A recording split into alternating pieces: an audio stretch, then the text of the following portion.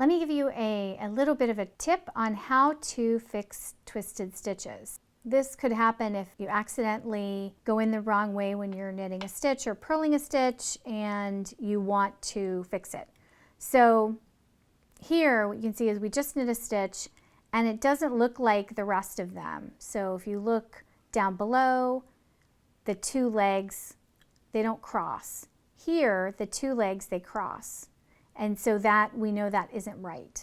So how do we fix it? Well, the first thing to do is unpick the stitch, which is you just take your left hand needle, go back into that stitch you just knit, and pull out the new loop. So you're now back to the stitch that you knit, and take a look at that loop and say, okay, does that look right? Well, you know, this doesn't look right because the back loop is the one that's higher and the front loop is lower, and we know that usually the front loop should be higher. So you can then really just figure out, you know, play around with how the yarn's sitting to turn it around. So you could use the right hand needle.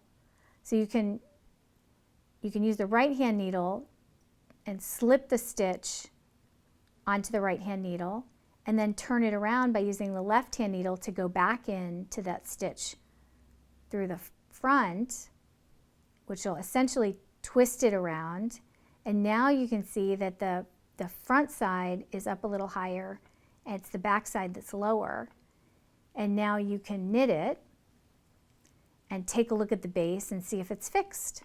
And now you can see that the base of the stitch isn't crossed anymore and it looks like all the other ones.